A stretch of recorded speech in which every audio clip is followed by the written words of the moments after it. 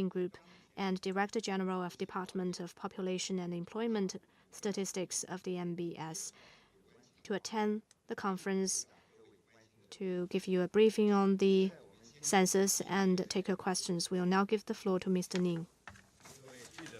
Friends from the media, good morning.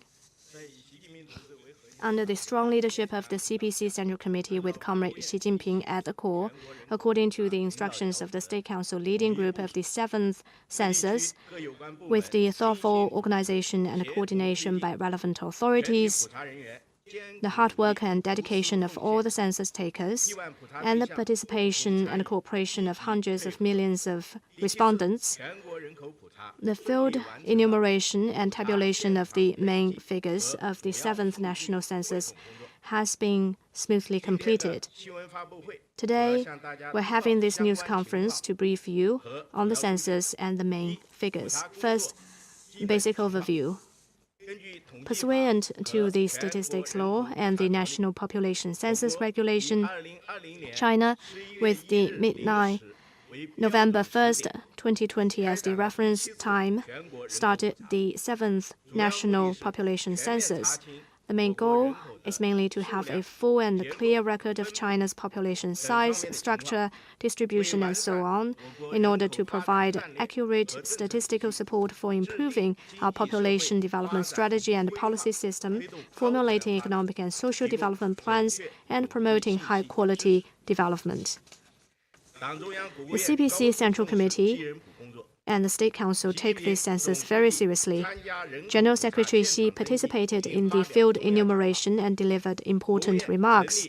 The State Council established a leading group for the census and held multiple plenary meetings and teleconferences to study and direct census-related work. Departments under the leading group and the local governments thoroughly organized and implemented the census through close coordination.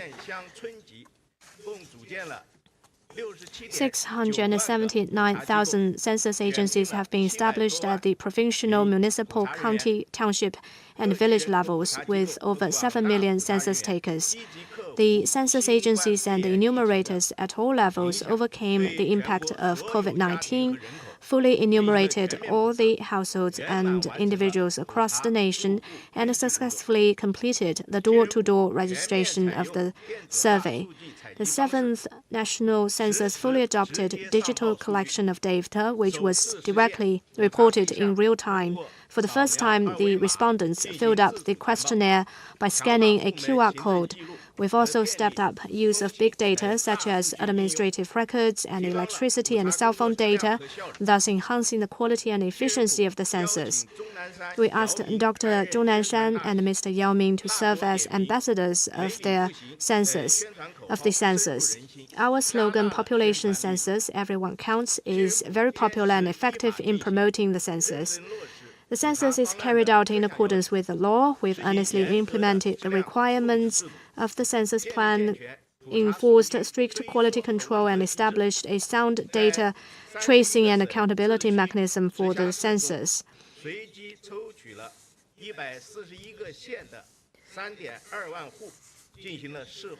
The 32,000 households of the 141 counties were randomly selected for post-enumeration survey, which showed a population undercount rate of 0.05%. The process is strict and up to par with solid and reliable results. As for the main data, first, national population. The national population was 1.41178 billion persons, compared with the 1.33972 billion in 2010. It was an increase of 72.06 million persons, up by 5.38%. The average annual growth rate was 0.53%, down by 0.04 percentage point, compared with 0.57% from 2000 to 2010, demonstrating a mild growth momentum in China's population in the past decade. Second, population by household types. There were 494.16 million family households with 1.29281 billion persons and 28.53 million collective households with 118.97 million persons.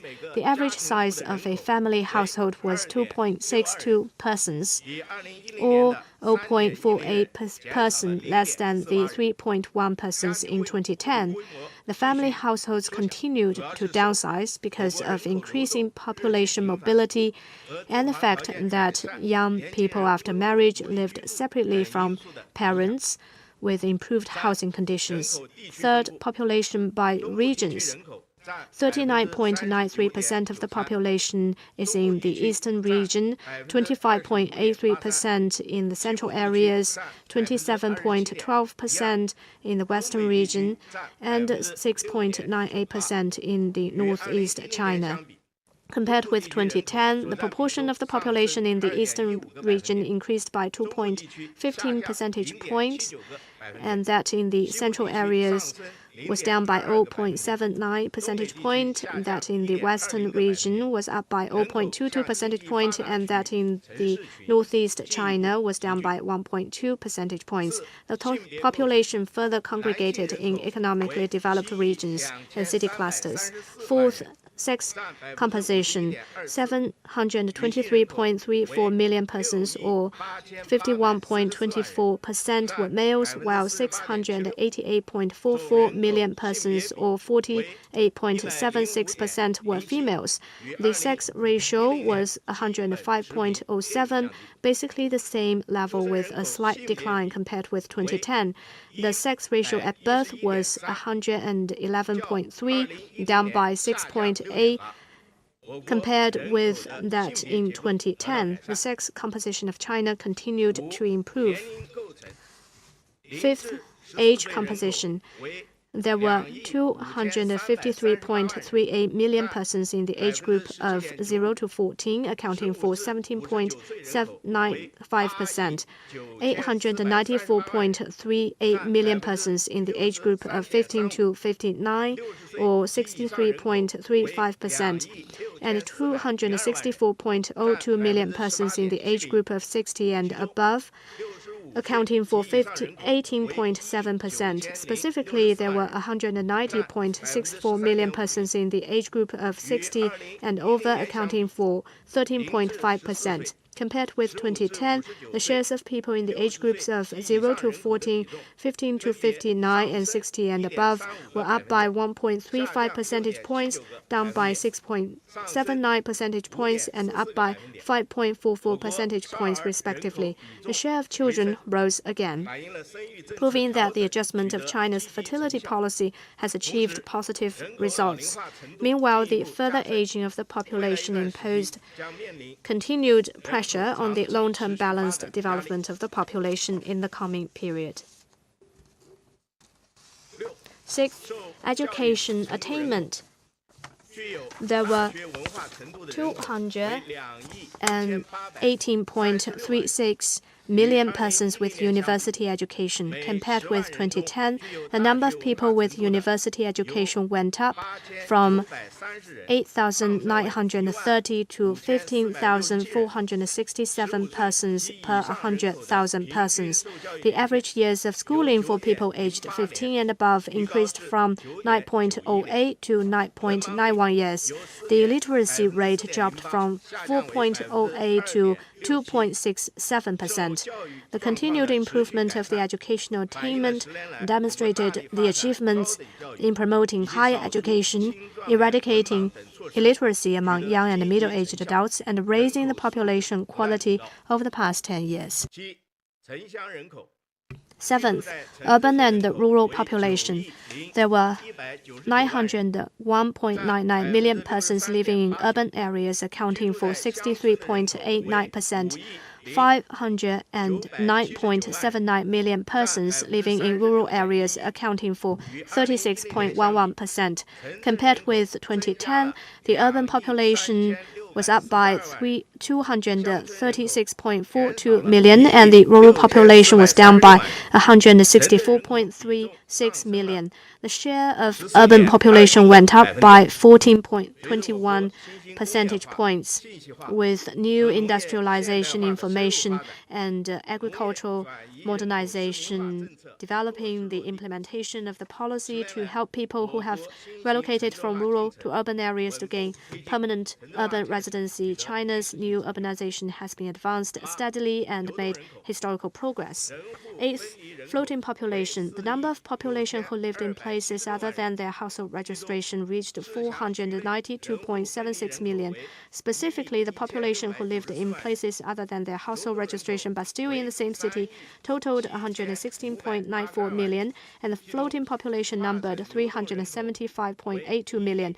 Of the floating population, the population moving to other provinces reached 124.84 million. Compared with 2010, the population who lived in places other than their household registration areas went up by 88.52%, and the population who lived in places other than their household registration but still in the same city up by 192.66%, and the floating population up by 69.73%. China's continued economic and social development has facilitated population migration and mobility, and the trends of which have become increasingly evident, and the size of floating population has further grown. Ninth, population of ethnic groups. The population of the Han ethnic group was 1.28631 billion, accounting for 91.11%. That of the ethnic minorities was 125.47 million, accounting for 8.89%. Compared with 2010, the population of the Han ethnic group grew by 4.93%, while that of the ethnic minorities increased by 10.26%,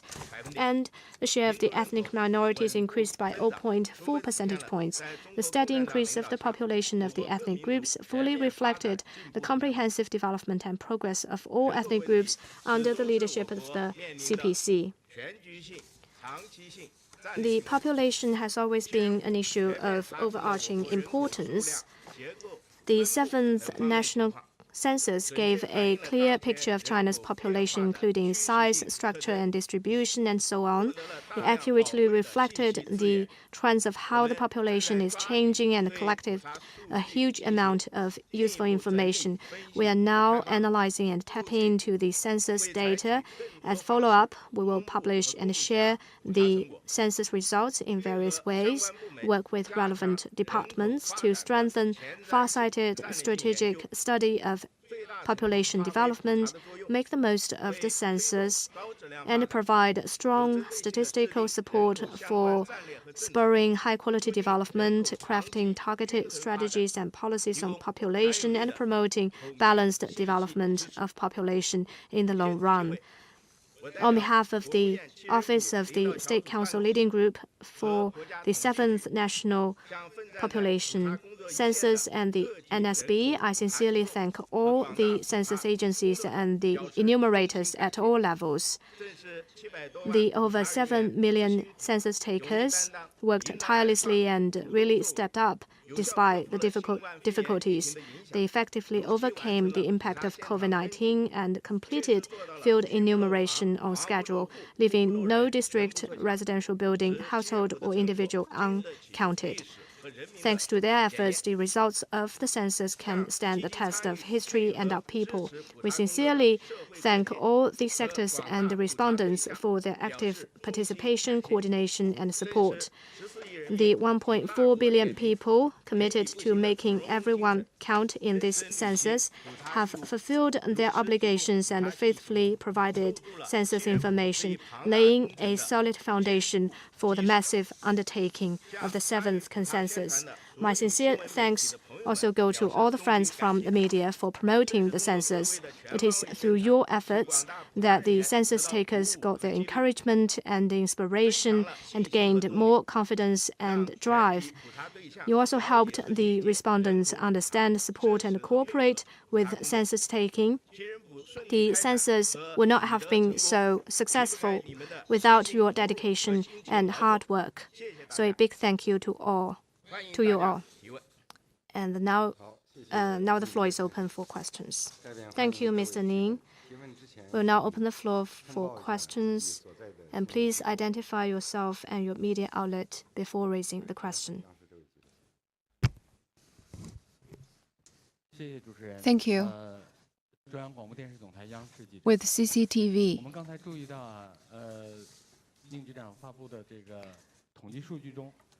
in the census results, we've seen some new changes and new features. Compared with the 6th census, what are some of the changes in sex ratio, the age composition, and education attainment? Can you give us more information on that? Thank you. Thank you for this important question. Demography is the most basic and important national condition. Since the 18th CPC National Congress, the Central Committee with Comrade Xi Jinping at its core has paid high attention to population and made major decisions of gradually adjusting birth policy and promoting the balanced development of the population in the long term. There have been some positive changes with notable results. The census results I just published give a full overview of the basic condition of China's demography and the changes of the past decade. On the whole, over the past decade, China's population has registered steady growth. China remains the most populous country in the world. The population quality is steadily rising, and education attainment has risen noticeably. There are some changes in the population structure and also change in the age or gender composition. There's greater concentration of mobile population and a higher level of urbanization. More specifically, first, if we look at the aggregate, the growth rate has moderated, but on the whole, it maintained steady growth. In 2020, China's total population was 1.41 billion, accounting for about 18% of the global total. China remains the most populous country in the world. Over the past decade, the total population increased from 1.3 billion plus to 1.4 billion plus. The increment was 72.06 million, up by 5.38% against 2010. The growth rate on annual average was 0.53%, a little bit lower than the 0.57% for the decade between 2000 and 2010. Second, the education attainment has been steadily rising. The average years of schooling for people above 15 years old increased from 9.08 years in 2010 to 9.91 in 2020. For the working age population aging between 16 and 59, the average years of schooling increased from 9.67 years in 2010 to 10.75 years. The illiteracy rate went up from 4.08% in 2010, went down from 4.08% to 2.67%. Third, sex composition. The sex ratio has been steadily improving. If we look at the results, the sex ratio, that is setting female population at 100, is 105.1. That is slightly lower than the 105.2 during the 6th census. If we look at newborns, in 2020, the sex ratio was 111.3. 6.8 lower than 2010. It is gradually coming to a normal level. Fourth, age composition. The size of children has increased, so is their share. The population of children aging 0 to 14 increased by 30.92 million against 2010. The share increased by 1.35 percentage points. with the implementation, with the full lifting of restrictions on a second child, there is a rebound of newborns, and among newborns, a second child accounted for 50% in 2017, rising from the 30% level in 2013. Fifth, population mobility remains high, and there is a greater concentration. If we look at the results, it is quite common for people to live in a place other than their place of household registration. In 2020, there were about 493 million people who lived in a place different from their household registration, accounting for about 35%. In terms of geographical location, people keep moving to coastal areas, especially the Yangtze River Delta, the Zhujiang River Delta, and the Chengdu, Chongqing city clusters. Sixth, if we look at the urban-rural ratio, the permanent residents of cities keeps increasing. Over the past decade, the number went up by 336 million. The urbanization rate in terms of permanent residency increased by 14.21%. That is 0.75% higher than the previous decade. So we can see that the urbanization, the people-centered urbanization, and the quality-oriented new type of urbanization have paid off. The demographic changes over the past decade is a reflection of the historical progress of China's economic and social development. It also reflects the progress in pursuing high-quality development and completing the building of a moderately prosperous society. It's also in keeping with the interplay of population and economic and social development and natural demographic development. That being said, there are also some structural challenges, including the dwindling size of working-age population and women of childbearing age, further aging, decline in total fertility rate, and in newborns. We need to see these impacts in a dialectical manner. First, China has a large population base. The basic condition of having a large population remains unchanged. And with the advantages of a super-sized domestic market will exist for a long term to come. And with the moderation of population growth, we need to have a better balanced development. Second, we still have a rich labor force, and the population dividend will continue to exist. And the declining in working-age population means that there needs to be better adjustment to the economic structure and science technology development. Third, the population quality growth means there will be more dividends, and there also means there's a greater pressure for college graduates to land jobs, and there needs to be faster pace in industrial transformation. Fifth, the size of children and old age population both went up. The rise of children population reflects the dividends of policy, and the rise of age population means there should be greater attention paid to taking care of the old age people.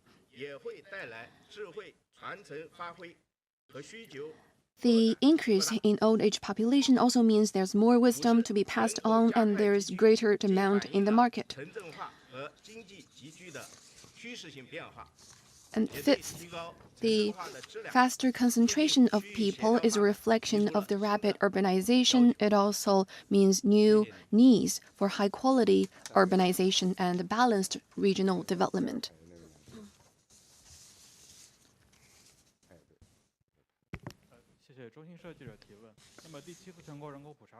The seventh census is indeed the world's largest survey. How is such a survey carried out and organized? What are its features? Well, first of all, thank you for your interest in the seventh census. The 2020 census is the seventh National Population Census we carried out since the founding of the PRC. It is also the largest population census in the world, and it was conducted under the COVID-19 pandemic. Over the past year and more, thanks to the joint efforts of all the people around the country, we have successfully completed the census with high quality, and we couldn't have made such achievements without the following support. First, the CPC Central Committee and State Council take this census very seriously and pointed the way for how we conduct this survey. General Secretary Xi and Premier Li and other party and state leaders participated in field enumeration as ordinary citizens.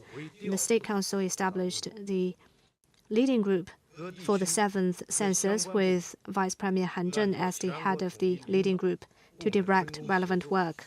The relevant authorities and regions, under unified national leadership with clearly defined responsibilities and coordination, have worked together and supported each other. Altogether, 679,000 census agencies have been established at the provincial, municipal, county, township, and village levels, and more than 7 million census takers were enrolled. The CPC Central Committee and State Council has attached great importance to this massive undertaking and pointed the way for how we conduct the census and provided safeguard through the various departments and regions. Second, we earnestly implemented the plan and formulated the roadmap and timeline for the census. On the basis of multiple pilot programs, we also solicited opinions from experts and the various sectors. We have formulated the plan for the seventh census and the 7 implementation rules, which clearly identified the specific content, methodology, the working process, the tasks and requirements of the census, thus providing a code of conduct and guidance for the population census. And third, we are also enriching the content of the census to allow it to play a bigger role. For the first time, we collected the ID number of our residents, which provided basic information for the comparison and verification of data. We also added more indicators of the elderly population to reflect the aging population. And fourth, we also used new methods and approach to increase the efficiency and quality of the census. For the first time, we adopted digital collection of data, which was reported directly in real time. And the respondents will fill up their questionnaire online. Though the proportion is not big, there are a lot of people who did this online. We also strengthened the use of big data and administrative records. We also made full use of cloud technology, cloud service, and cloud application to handle the data. The more than 7 million census takers are also managed online, and we can monitor the work of the census takers in real time. Fifth, we would also count everyone by region to ensure no one is recounted or undercounted. By a certain standard, we have divided the nation into several districts for the census, to ensure there are no overlapping between the districts. Among the districts, we would code every residence by certain rules, and our enumerators will conduct door-to-door enumeration of each and every household. At the same time, we would strengthen training and management of the census takers. And before the door-to-door enumeration, we also got all the household registrations in order and carried out door-to-door survey. Sixth, we also strengthened awareness campaign of this census to increase to encourage the respondents to actively support and coordinate with the census. We have formulated a campaign plan for promoting the census and shot promotion videos and advertisements.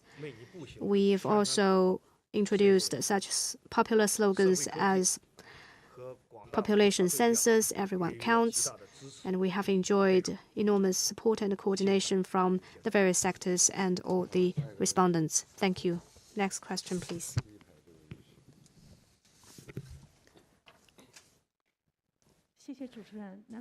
Thank you. With Southern Metropolis Daily. If we read the results, we can see that for the past decade, there is a moderation of population growth. How do you read this trend? Some experts say that by 2027, China's population will peak at 1.45 billion. Does that moderation mean peak will come before expected? Thank you. So this is a question about the population trend. Indeed, the census shows that there is a moderation in population growth over the past decade. The annual average growth rate was 0.53%, 0.04 percentage points lower than the previous decade. That is a result of multiple factors. The number of women of childbearing age, especially the most fertile women, was declining, and there's a postponement of childbearing and also rising cost of child raising. All of these are the reasons behind the decline in newborns.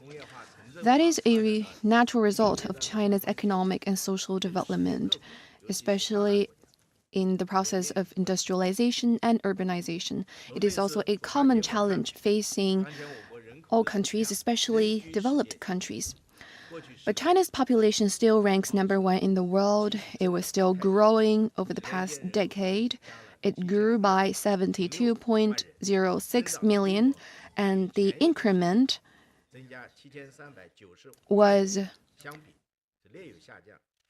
slightly lower, but basically at the same level compared with the previous decade of 73.9 million. The reasons are as follows. First, there is still momentum of population growth. China has a large population base and including over 300 million women of childbearing age. Each year, their newborn will reach over 10 million. And second, the policy changes have paid off. With the restrictions lifted on a second child, the number of newborns has rebounded. The size of children and their share in the entire population was growing. According to the census, in 2020, the children population was 253 million. That is 30.92 million more than 2010, and the share in the entire population increased by 1.35 percentage points. Third, average life expectancy is growing with economic and social development and rising living standards and medical services. People's overall health has been improving. With that, the annual death figure is smaller than that of newborns. These positive factors will continue to exist. if we look at the changes, China's population growth will continue to moderate going forward.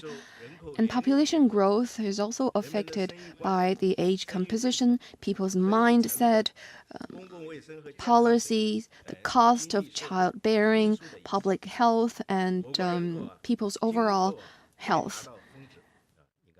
In the future, sometime China's population will peak someday, but there are still uncertainties.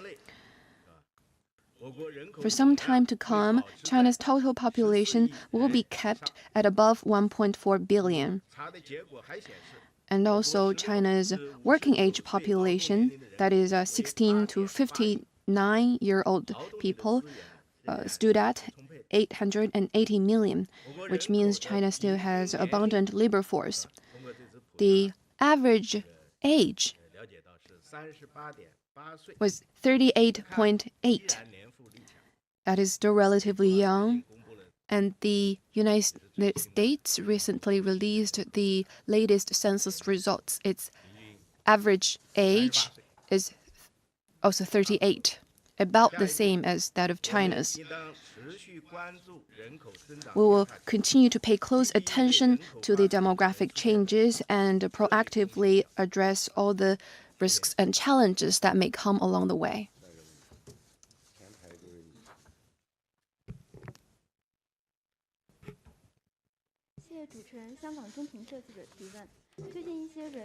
Thank you. Some people are questioning the quality of the population census.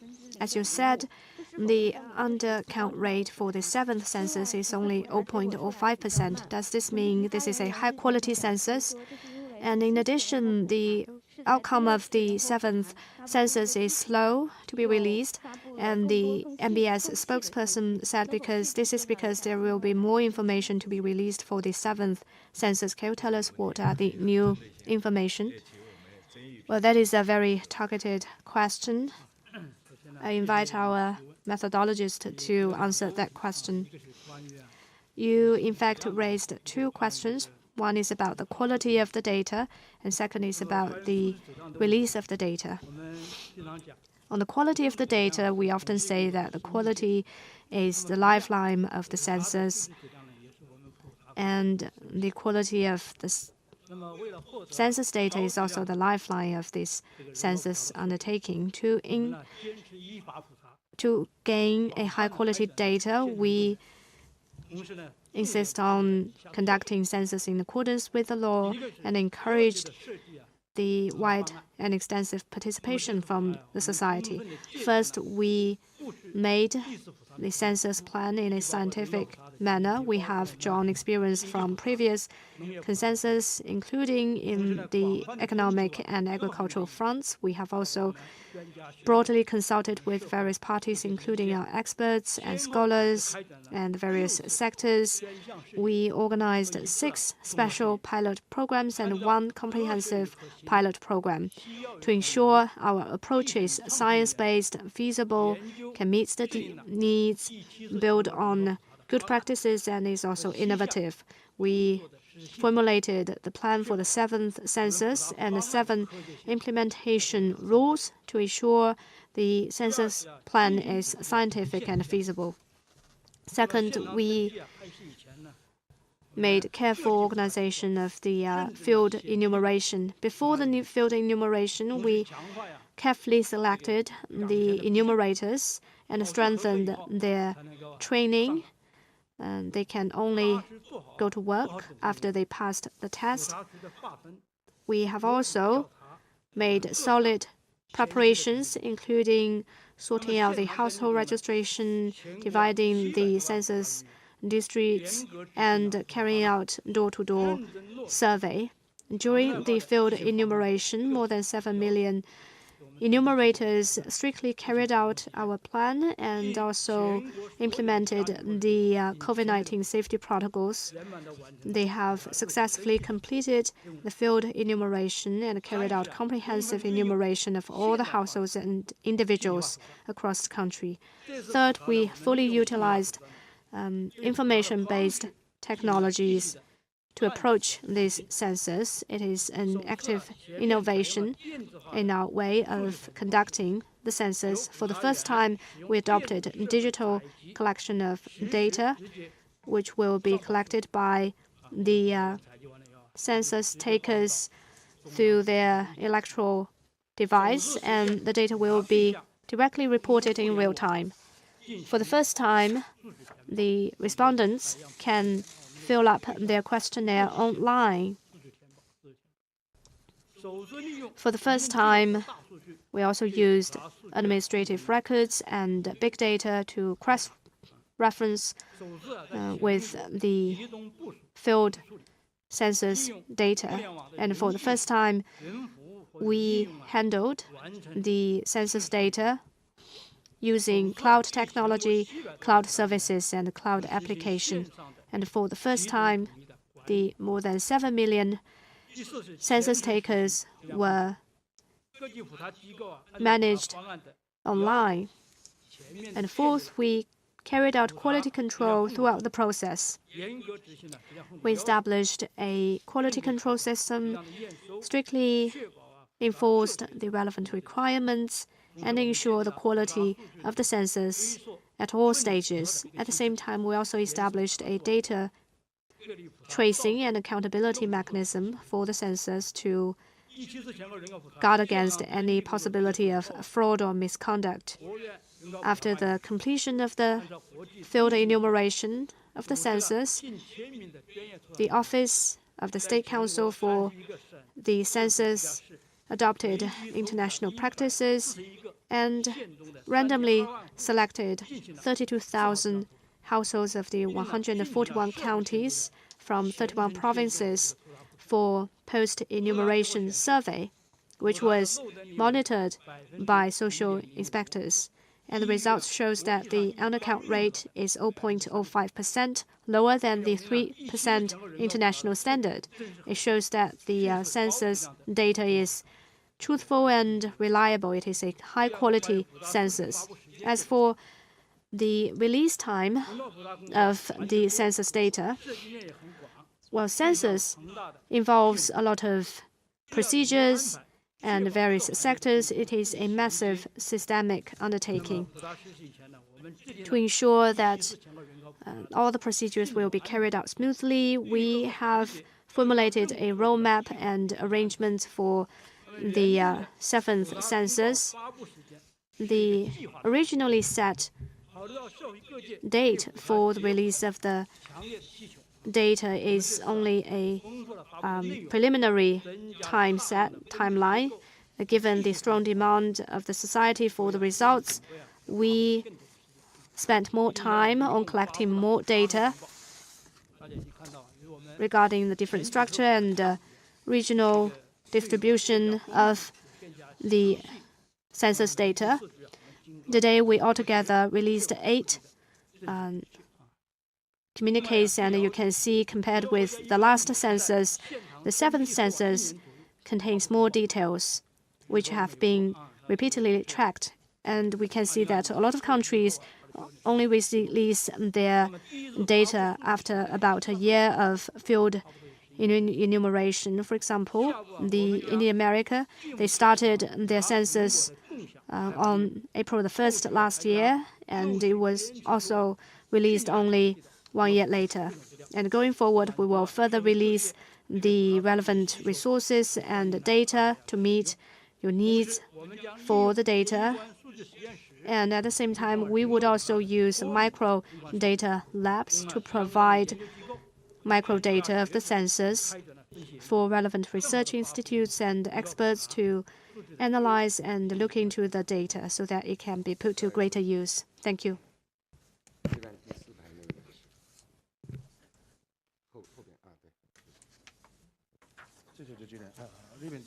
Thank you, with Nikki. Some say after the 5th and 6th census, there is a statistic adjustment. Is that true for this case? For this time? This is a technical question, I'll have Director General Zhang Yi to take this question. Thank you. The National Population Census is a comprehensive survey. Within a time frame, we have registration on a personal basis. There is a network of data reporting. There will be no post-enumeration adjustments. As we said, according to the post-enumeration survey, the undercount rate is only 0.05%. According to the UN standards, the undercounted individuals can be added to the total population of the nation or not. In practice, some countries have done that, some chose not to do that. And the data we released is a direct tabulation of the field enumeration. It does not include the undercounted individuals.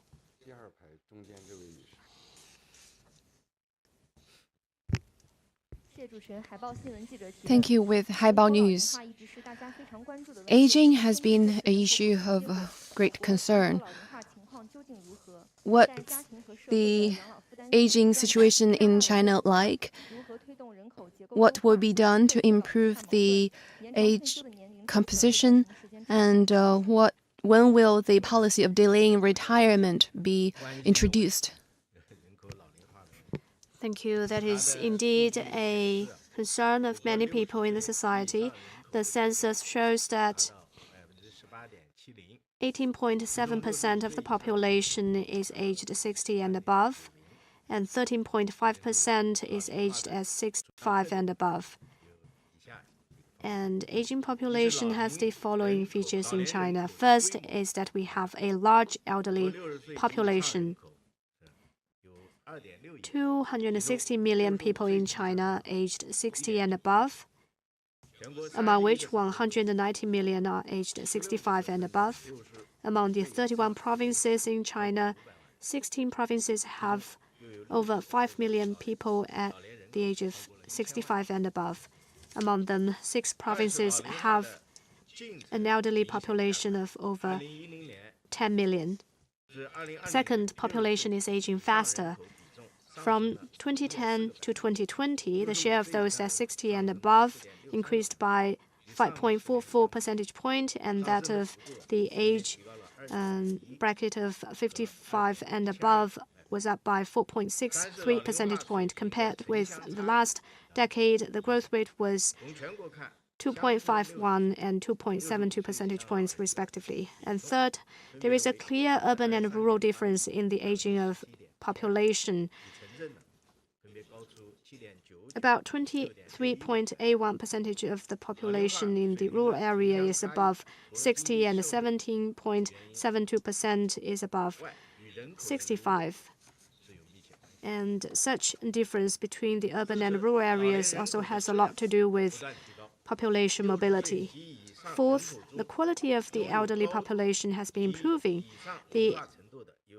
Among the age bracket of 60 and above, 36.69 million people have secondary education and above, an increase of 20.85 million compared to 2010. And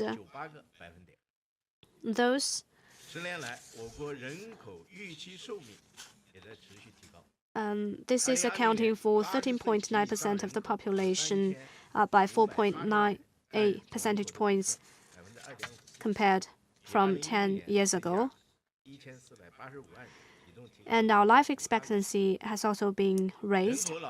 In 2020, the population aged at 80 and above stand at 35.8 million, up by 0.98 percentage point from 2010. Aging population is a major trend of social development. It will be a basic national condition of China for a long time. It brings both challenges and opportunities.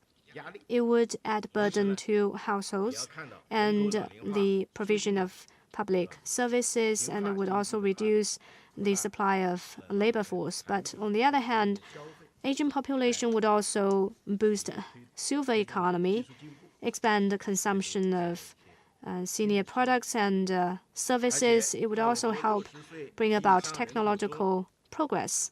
And among the people aged at 60 and above, those below 70 years old account for 55.83%. They have a lot of knowledge, experience, and skills, and they are also in relatively good shape, so they have a bigger potential of making greater contribution to the economy and society. The fifth plenum of the 19th CPC Central Committee has made it our national strategy to actively respond to an aging population, and we will make it our major strategic task to coordinate and implement systemic policies regarding population aging. And we will make good use of the census data to carry out in-depth analysis to provide statistical support for the scientific formulation of the policies. So I guess I have answered your question.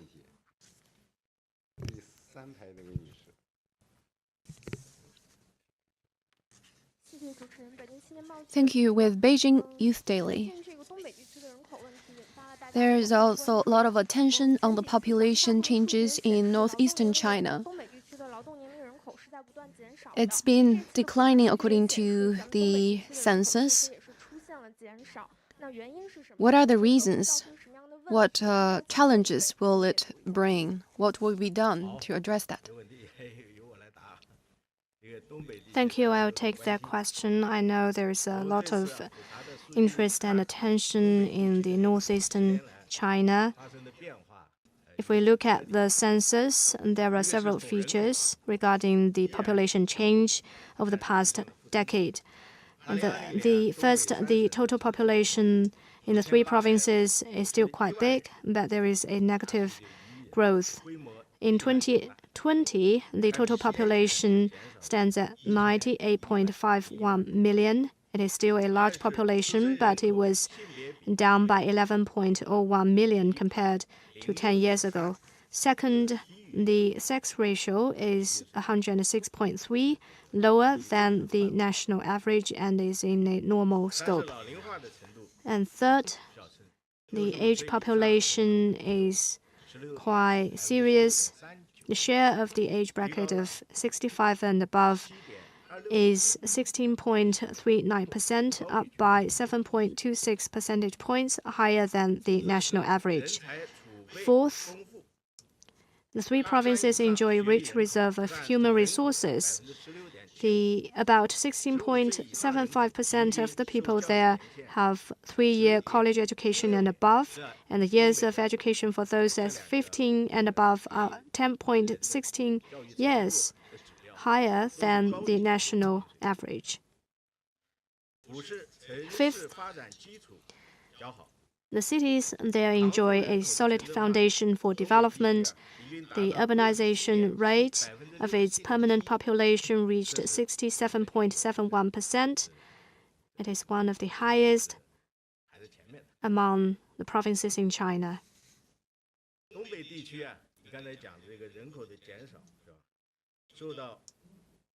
The decline in the population in northeastern China is affected by many factors, including its natural and geographical locations and its birth rate and economic and social development. Northeast China is a high-altitude region. It has a long and cold winter. A lot of the people there would move to the south. It is also a feature seen in many other places around the world, including Europe and the US. And affected by people's views and behavior when it comes to childbearing, the population growth in northeast China for a long time has been lower than the national average. And we also need to recognize that the economy there is also in the process of structural adjustments.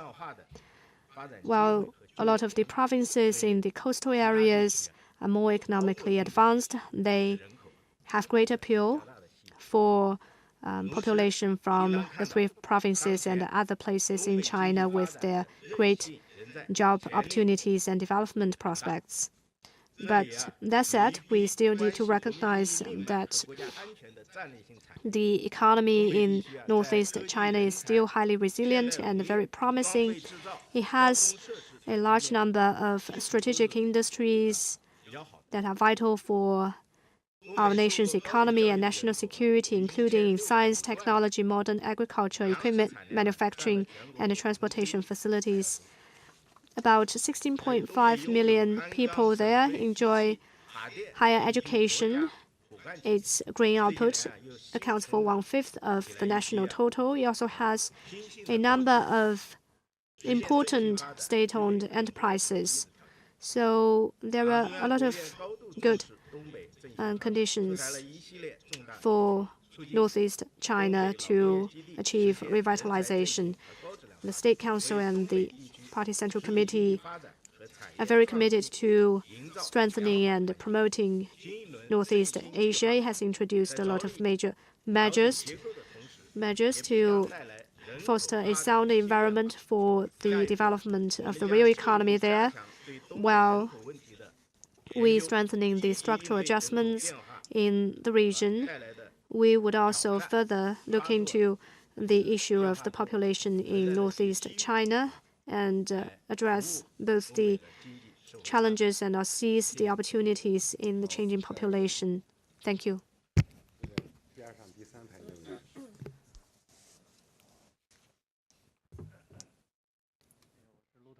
Thank you with Reuters.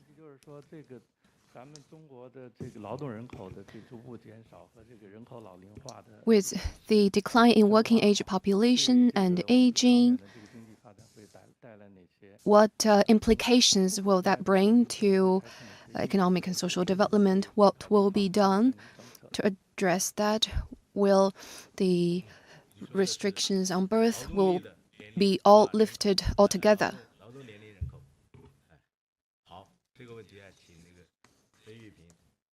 I'll have Mr. Deng Yuping to take this question.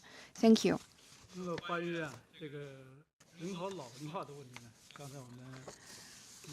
Just now, the Commissioner has answered a question about aging.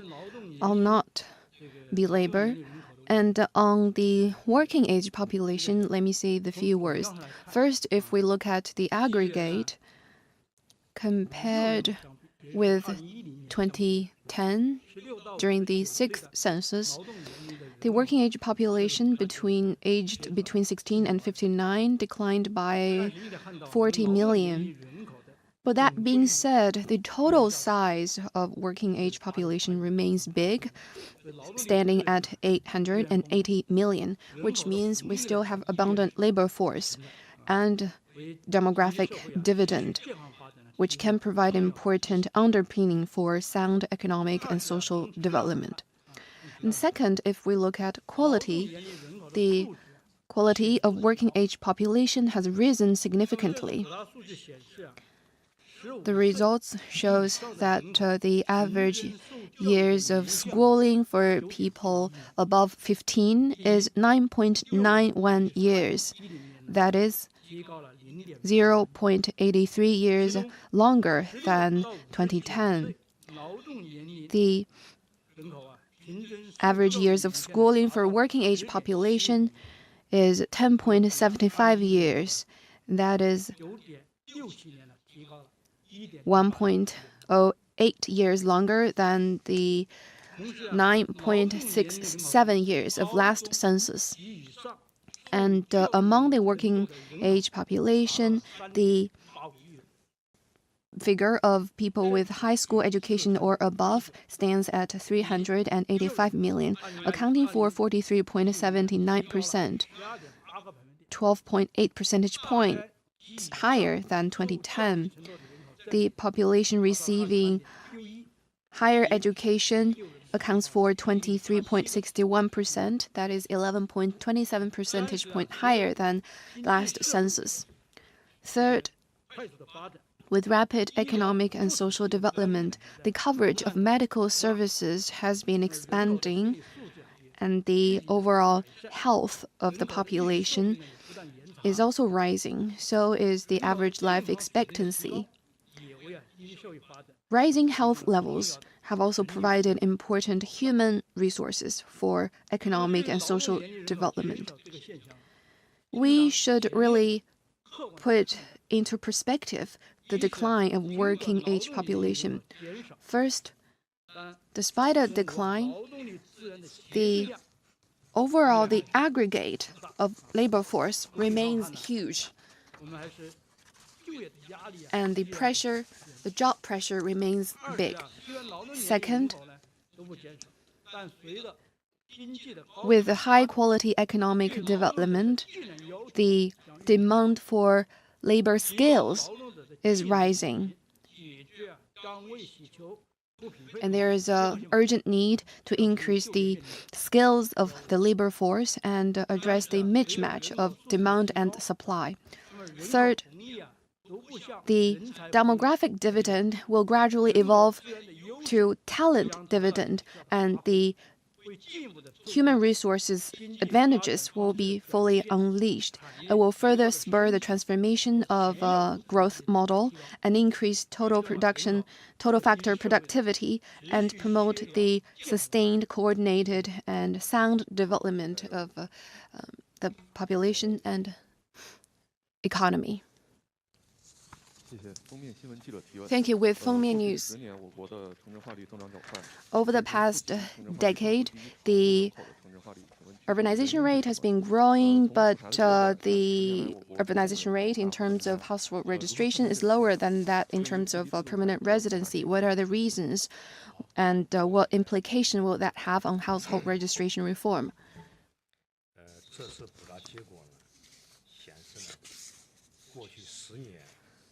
According to the census results, over the past decade, there has indeed been a significant rise in urbanization. That is 15.21% higher than the last census, and there is a huge mobility. That is a result of sustained economic and social development and the effective allocation of human resources. It's also attributable to the robust economic and social development in some particular regions. It is also consistent with the trend in other parts of the world. Now, China's urbanization rate is at an upper medium level worldwide. It is basically commensurate with China's GDP standing in the world, which is also at an upper medium level. We expect that with continued economic and social development and measures to boost urbanization, the urbanization rate will continue to grow.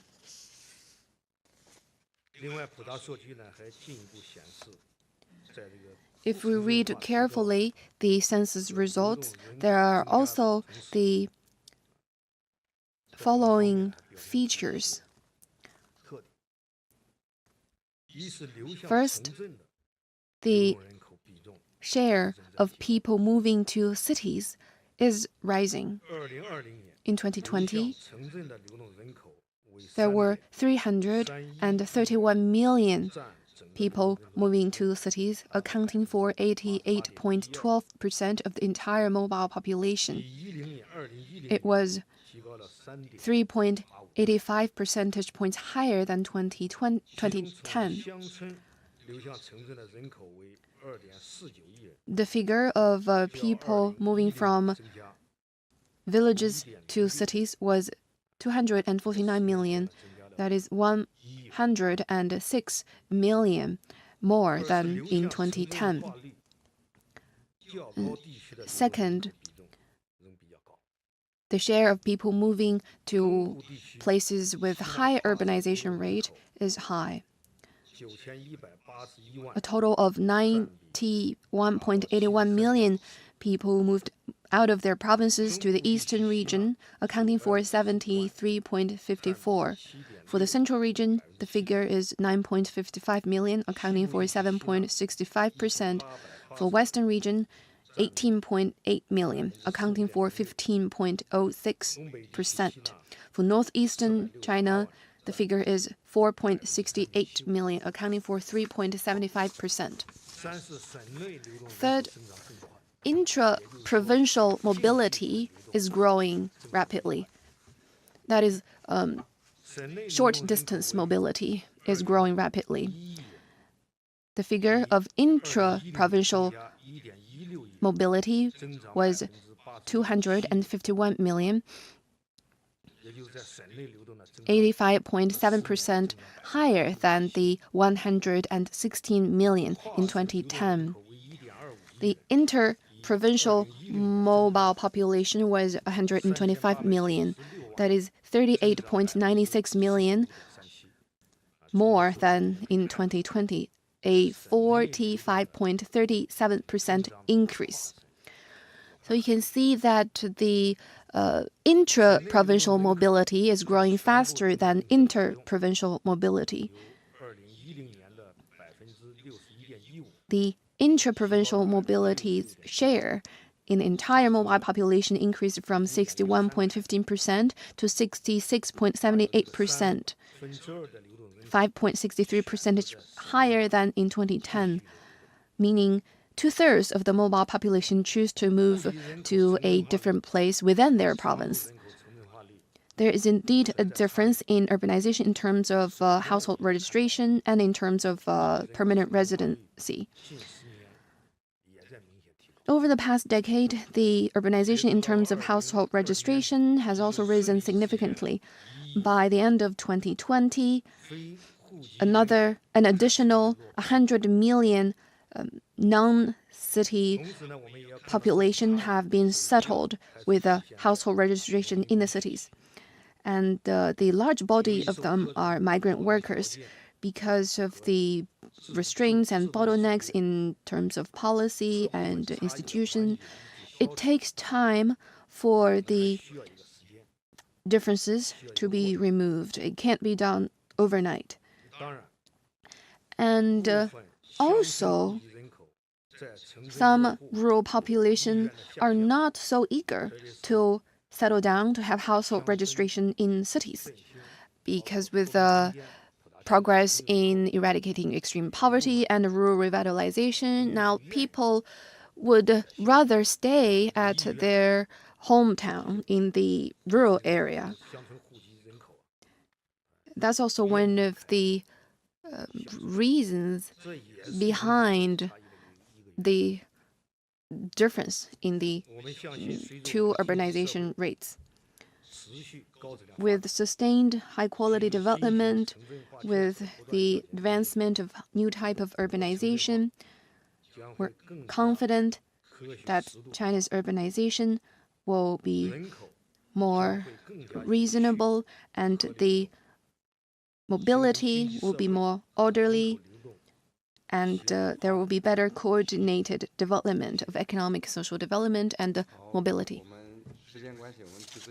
Last question, please.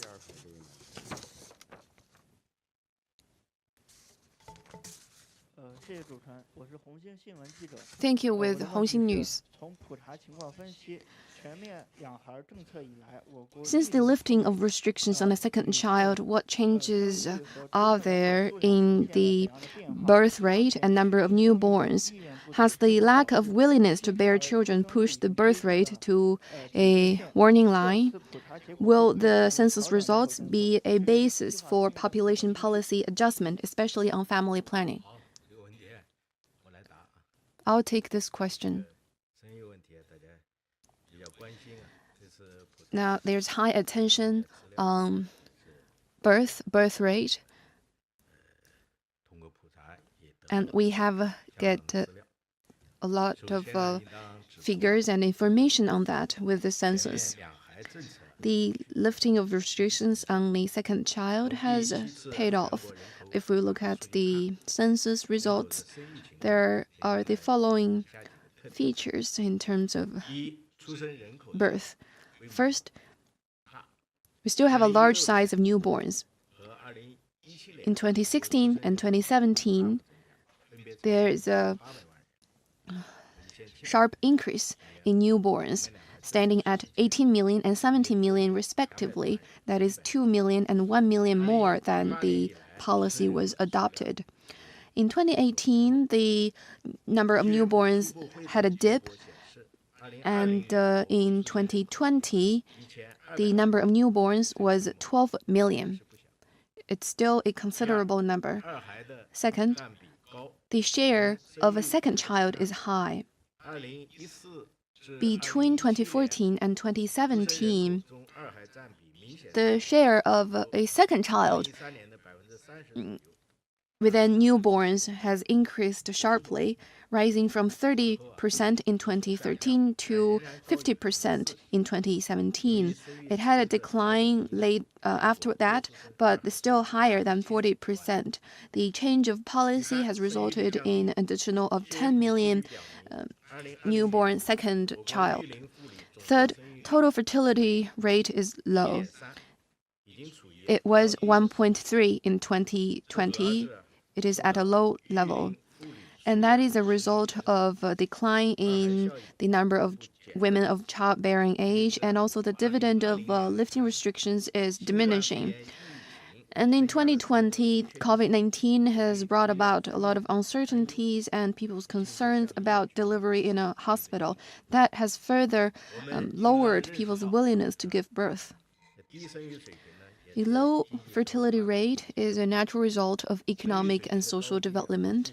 It is influenced by policy as well as economic, social, and cultural factors. And these factors are playing a bigger role with the change in people's mindset. Low fertility rate has become a challenge, a common challenge facing a lot of developed countries. It's also a challenge for China.